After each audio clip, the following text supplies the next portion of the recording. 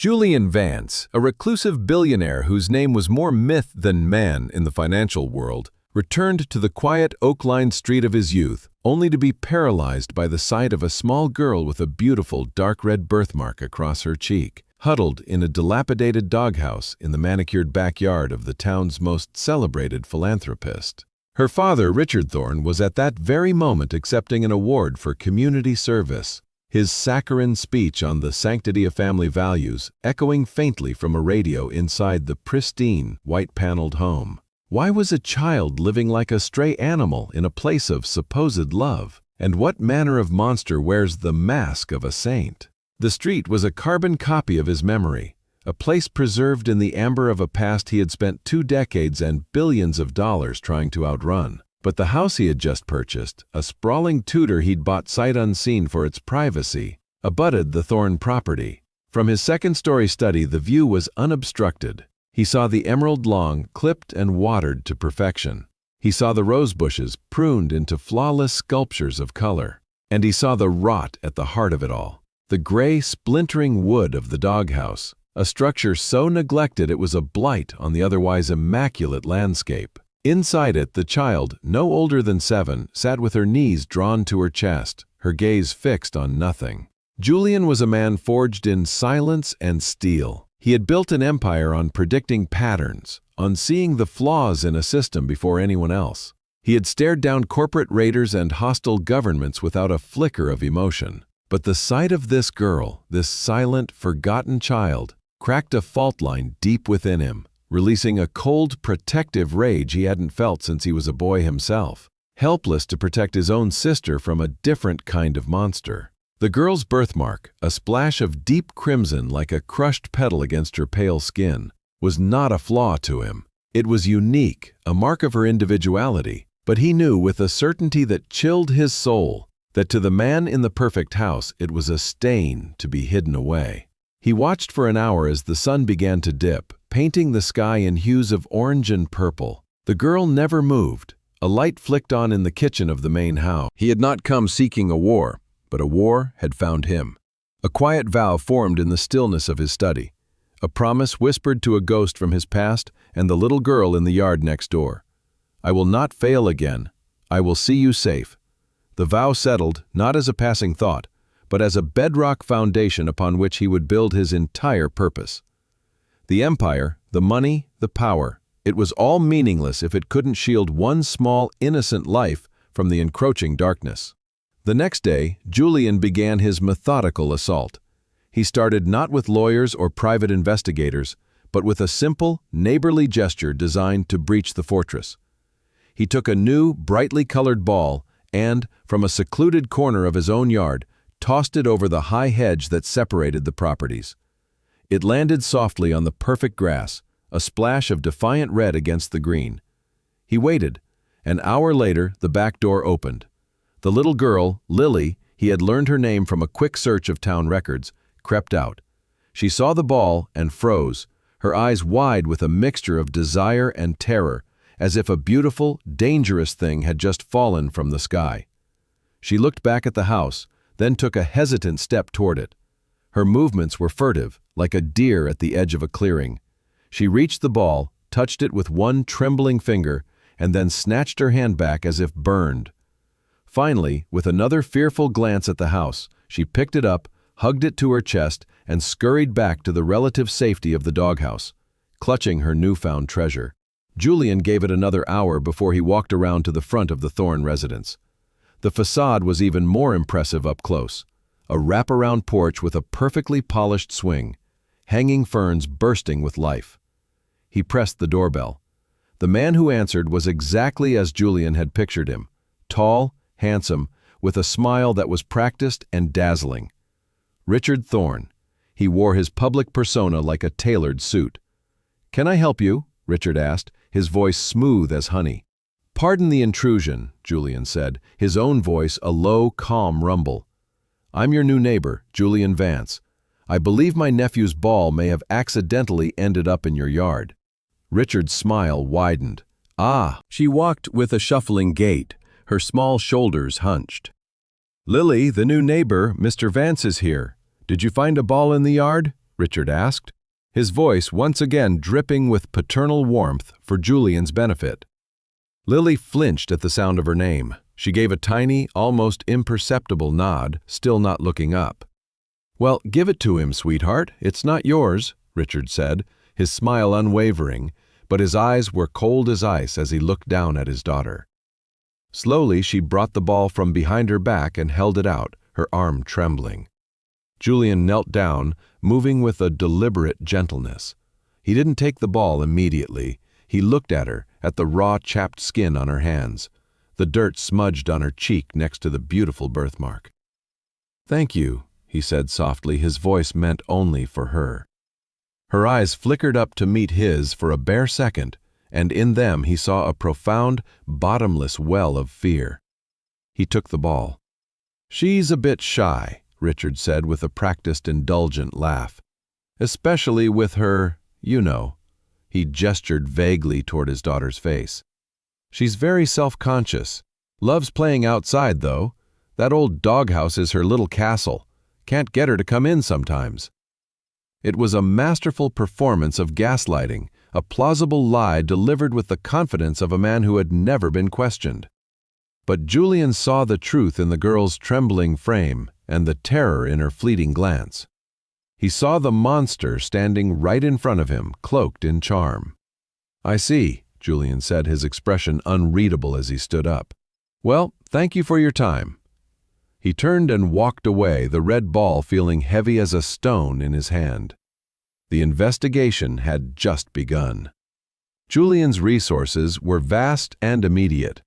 Within hours, a team of discreet private investigators, the best in the country, were digging into every aspect of Richard Thorne's life. Simultaneously, Julian turned his own property into an observation post.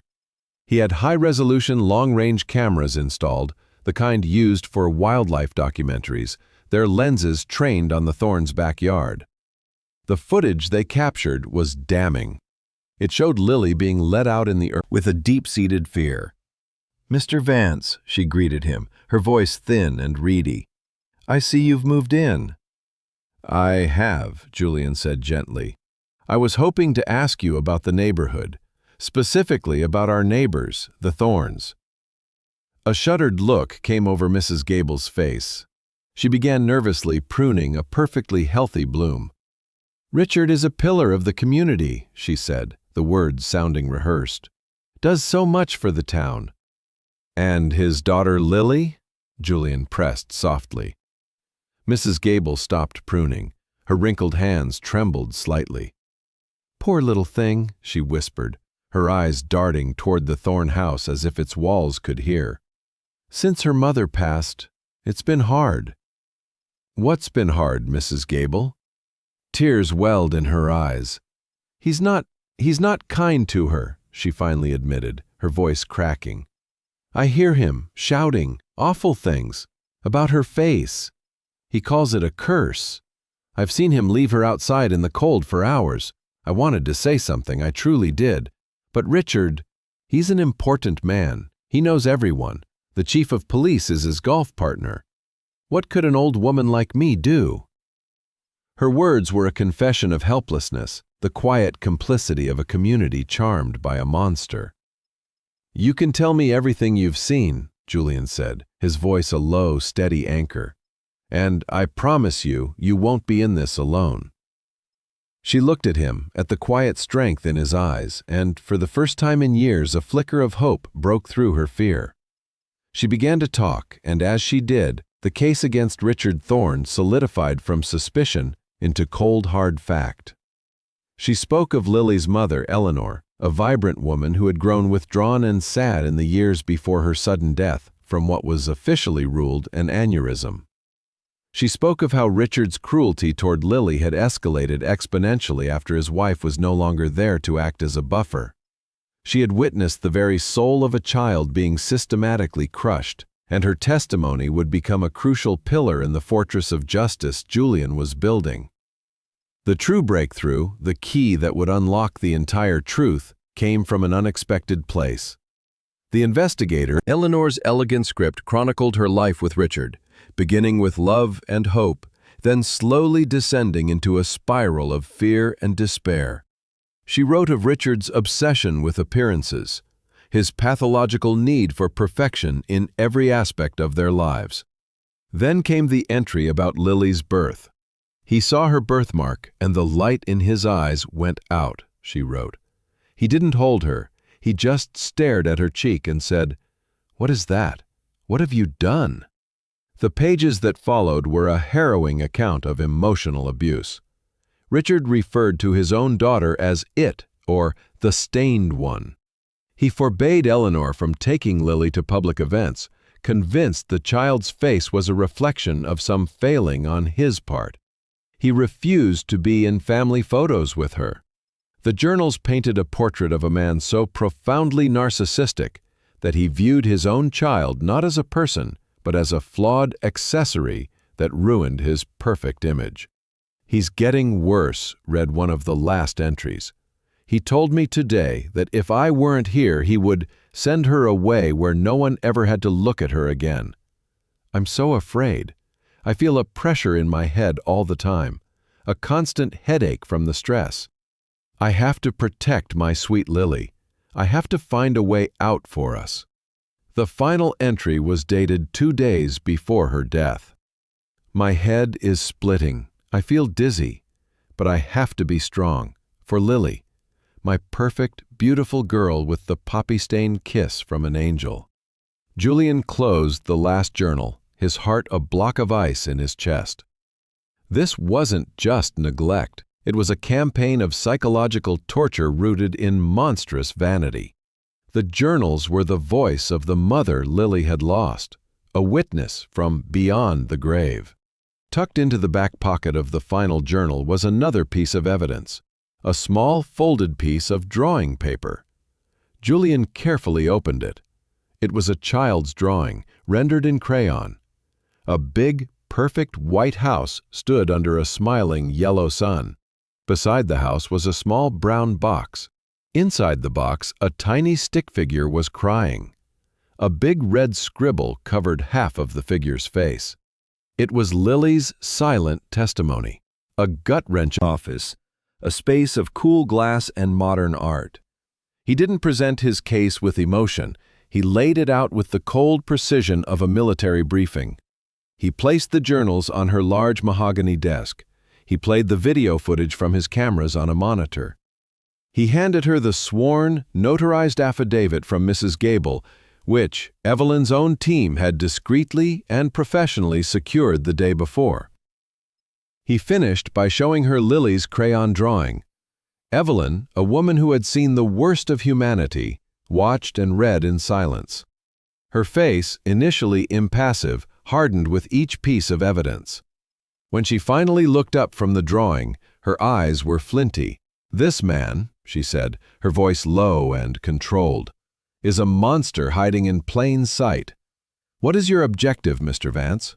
"I want the girl safe, permanently," Julian stated, "and I want him stripped of everything, his reputation, his freedom, his ability to ever harm another soul. I don't just want him defeated, I want him erased." Evelyn nodded slowly. "His power is his public persona, so we'll take it from him in the most public way imaginable." She looked at a calendar on her desk. "The annual Founders' Day Gala is in 2 weeks. I see here that Richard Thorne is this year's recipient of the Man of the Year award." A slow, predatory smile touched her lips.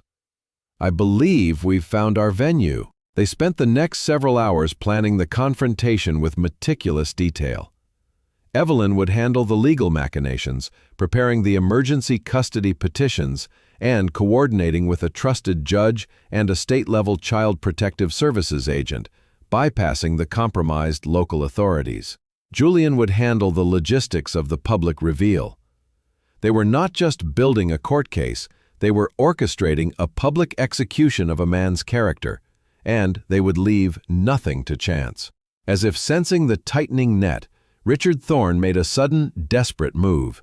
News appeared in the local paper that his house, the pristine white symbol of his standing, was for sale. An accompanying interview quoted him extensively, his words a syrupy blend of sorrow and resilience. He spoke of the painful memories the house held since his beloved Eleanor's passing, and his desire to move some child. "He won't," Julian replied, his voice a flat, cold line. "The gala is this Friday. He won't be able to resist his moment in the spotlight. It's his fuel, his drug. He'll be there to accept his award and cement his public narrative one last time." "Then that is where we end it," Evelyn confirmed. "No more waiting. We strike on Friday." The antagonist's countermove had failed. Instead of buying him time, it had sealed his fate. The final, unavoidable confrontation was set. The main ballroom of the historic town hall was filled to capacity. The air hummed with the self-congratulatory chatter of the town's elite. Richard Thorne stood at the podium on the stage, bathed in a warm spotlight, the Man of the Year trophy gleaming beside him. He was at the zenith of his power, accepting the adulation of a crowd that saw him as a saint, a tragic hero.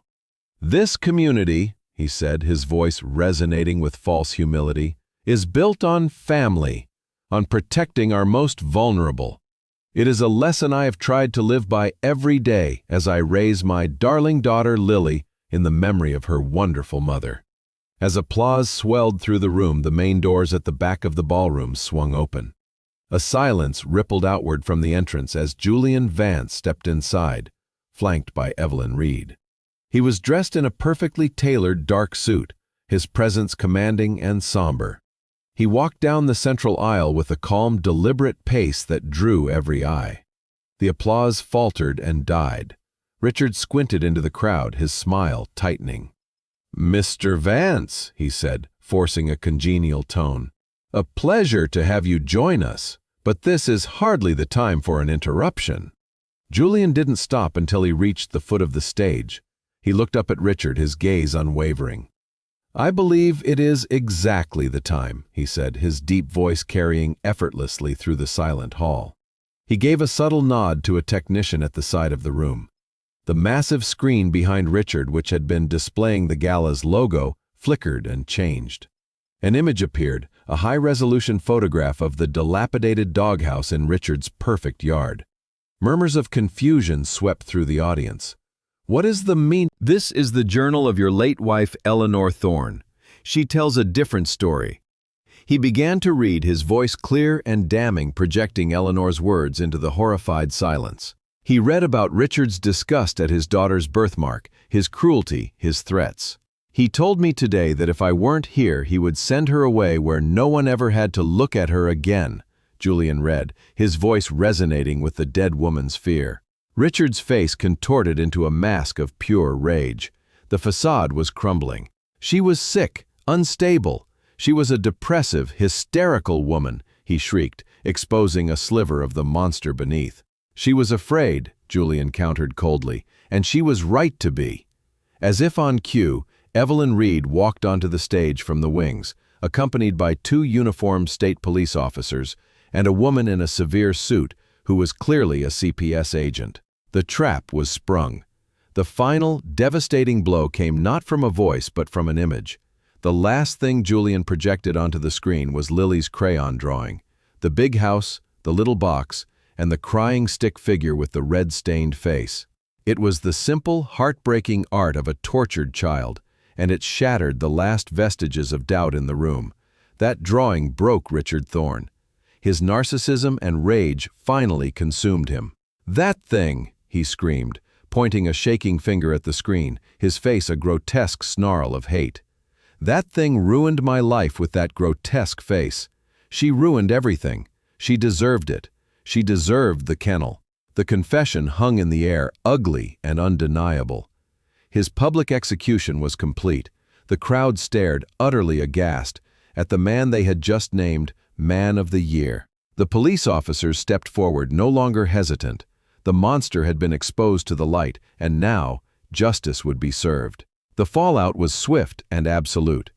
Richard Thorne was arrested on stage, his pathetic, rage-filled sputtering drowned out by the clicking of cameras from the local press, who were now scrambling to capture the downfall of their town's icon. He was charged with felony child abuse, endangerment, and after Evelyn Reed presented Eleanor's journals to the district attorney, the investigation into his wife's convenient aneurysm was a grand empty mansions. He took her to a place he hadn't visited in years, a quiet, secluded cottage on the coast, a place of salt air and the soothing, rhythmic crash of waves. It was a house built for healing. The first few days were filled with a profound silence. Lily wouldn't speak. She wouldn't sleep in the soft bed prepared for her, choosing instead to curl up in a blanket on the floor in the corner of the room. Julian didn't push. He understood that a cage, even a terrible one, can feel safer than an open space when you've known nothing else. He simply existed in her space, a quiet, constant, protective presence. He would sit in a chair and read while she sat in her corner. He would prepare meals and leave a plate for her, never forcing her to eat at the table. He was giving her space, silence, and the one thing she had never had, the unconditional guarantee of safety. He was reparenting her, and in a way, reparenting the wounded boy inside himself, who had failed to save his sister. Slowly, tentatively, the healing began. 1 week turned into 2. The change was not in words, but in small actions. She began sleeping on the plush rug instead of the hard floor. A few days later, she sat on the edge of the bed. Then, one night, Julian found her asleep under the covers. She started eating at the table, though she still kept her eyes downcast. She would follow him from room to room, a silent little shadow. Julian bought her art supplies, leaving them on a small table by the window overlooking the ocean. For days, they went untouched. Then, one afternoon, he found her sitting there, a crayon in her hand. She was drawing. The true turning point came a month after her rescue. They were walking on the beach, the late afternoon sun casting long shadows on the sand. Julian was walking ahead, giving her space, when he felt a tiny, hesitant touch on his hand. He stopped and looked down. Lily was standing beside him, her small fingers tentatively curling around one of his. She looked up at him, her gaze clear and direct for the first time. In her other hand, she held a piece of paper. It was a drawing. It showed 2 stick figures on a beach, under a bright yellow sun. One was very tall, and one was very small. See what lies just beneath the surface. But a quiet goodness, a strength rooted in compassion rather than dominance, has a power all its own. It is the unwavering eye that sees the truth in a child's fearful glance, the patient hand that offers safety without demanding trust, and the steady voice that speaks for those who have been silenced. True strength is not the power to command a stage, but the courage to shield one small soul from the storm. What chains of silence have you witnessed in your own life? And who was the person who had the courage to finally break them? Thank you for joining us in this story of rescue and renewal. We are deeply grateful for your time and attention. If this story touched you, we would be honored to hear your thoughts in the comments below. Sharing your own experiences of hope and protection can be a light for others navigating their own darkness. May you always find the strength to be a voice for the voiceless and a protector for the vulnerable.